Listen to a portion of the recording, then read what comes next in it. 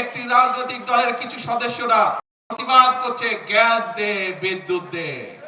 Hurricane সামনে নিয়ে বসে আছে, দেখেছেন ছবিটা?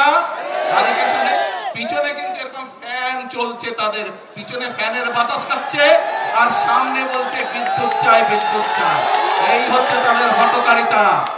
৪২ বছর ধরে কোটি মানুষের আস্থায় পাইপের বস আরএফএল পাইপ। বিগত অন্তর্বর্তীকালীন সরকারের সময় একটি ব্যবস্থা নেওয়া হয়েছিল আরেকটি জাহাজের, কিন্তু অন্তর্বর্তীকালীন সরকার সেটিকে ক্যান্সেল করে দিয়ে গিয়েছে, যার ফলে আজকে দুইটি জাহাজের একটিতে হঠাৎ করে দুর্ঘটনা ঘটে যাওয়ার কারণে আজকে গ্যাসের এই সমস্যা দেখা দিয়েছে।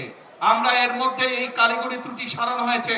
আমি আশা করি ইনশাআল্লাহ আল্লাহর রহমত থাকলে আগামী কয়েকদিনের মধ্যে এই সমস্যা অনেকাংশে, গ্যাসের সমস্যা কমে আসবে। প্রিয় ভাই বোনেরা, সমগ্র বাংলাদেশের মানুষ যে বিদ্যুতের কষ্ট পাচ্ছেন, আমি আন্তরিকভাবে তার জন্য দুঃখ প্রকাশ করছি। কিন্তু এই সরকার আপনাদের সরকার, এবং আমরা কাজ করছি যত দ্রুত সম্ভব মানুষকে এই কষ্টের হাত থেকে রক্ষা করার জন্য। আমরা আশা করছি সবকিছু ঠিকঠাক থাকলে আল্লাহর রহমতে, সবকিছু ঠিকঠাক থাকলে আল্লাহর রহমত থাকলে দ্রুতই আমরা এই অবস্থা থেকে মানুষকে বের করে নিয়ে আসতে পারবো, যাতে করে মানুষ কিছুটা হলেও স্বস্তি লাভ করতে পারে। প্রিয় ভাই বোনেরা,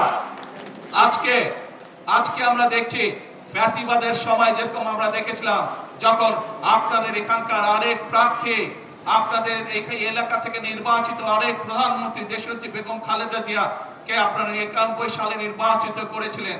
উনি যখন 91 সালে দেশ পরিচালনার দায়িত্ব পেয়েছিল, তখন দেশ পরিচালনার দায়িত্ব পাওয়ার পরে আমরা দেখেছি যেই ফ্যাসিবাদকে এই দেশের মানুষ এই দেশ থেকে বিতাড়িত করে দিয়েছে, সেই ফ্যাসিবাদ বলেছিল 1 মিনিটের জন্য বিএনপি সরকারকে শান্তিতে থাকতে দেব না।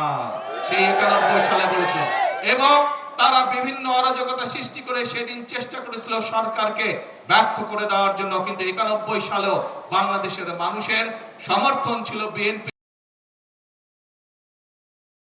প্রিয় ভাই বোনেরা, একই রকম আওয়াজ ইদানিং আবার আরো কিছু রাজনৈতিক দলের কাছ থেকে শোনা যাচ্ছে, সেই শব্দ পাওয়া যাচ্ছে।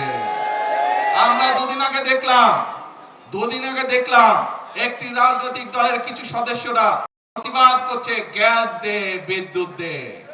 হারিকেন সামনে নিয়ে বসে আছে, দেখেছেন ছবিটা? হারিকেন সামনে, পিছনে কিন্তু এরকম ফ্যান চলছে, তাদের পিছনে ফ্যানের বাতাস খাচ্ছে, আর সামনে বলছে বিদ্যুৎ চাই, বিদ্যুৎ চাই। এই হচ্ছে তাদের হঠকারিতা। ছবিটা ভালো করে দেখেন, পিছনে ফ্যান ঘুরছে, ফ্যানের বাতাস খাচ্ছে, আর এইদিকে কেরোসিনবিহীন হারিকেন নিয়ে বলছে যে বিদ্যুৎ দে, বিদ্যুৎ দে। প্রিয় ভাই বোনেরা, এই হচ্ছে তারা, তাদের বন্ধু বান্ধব, তাদের সহকর্মীরা তো সরকারের দায়িত্ব ছিল, তখন তারা কি করেছিল? এই যে তৃতীয় যেই জাহাজটির হওয়ার কথা ছিল গ্যাসের জন্য, এই জাহাজের পারমিশন তো তারাই ক্যান্সেল করে দিয়েছিল, তাদেরই সরকার ক্যান্সেল করে দিয়েছিল। এখন আবার আমাদেরকে নতুন করে সবকিছু ভালো করে দেখে শুনে আমাদেরকে নতুন করে করতে হচ্ছে। ইনশাআল্লাহ আমরা আশা করি এই তৃতীয় জাহাজটি চলে আসলে গ্যাসের সমস্যার সমাধান অনেকাংশে কমে যাবে। তবে এর জন্য অবশ্যই আমাদেরকে ধৈর্য ধারণ করতে হবে, দেশবাসীকে ধৈর্য ধারণ করতে হবে, কারণ এই জাহাজগুলো বানাতে যথেষ্ট সময় প্রয়োজন হয়, এবং যে কোনো জায়গায় এই জাহাজগুলো বানায় না, পৃথিবীর নির্দিষ্ট কয়েকটি দেশে এই জাহাজগুলো তৈরি করে, অনেক দামি জাহাজ এগুলো।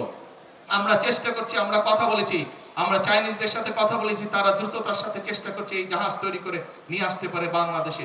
এর মধ্যে আপনি দেখেছেন দ্রুততার সাথে আমি মালয়েশিয়ার প্রধানমন্ত্রী জনাব আনোয়ার ইব্রাহিমের সাথে কথা বলেছিলাম যে সহযোগিতা দেওয়ার জন্য, গ্যাসের সহযোগিতা দেওয়ার জন্য। তারাও চেষ্টা করছে আমাদেরকে সেই সহযোগিতা দেওয়ার জন্য।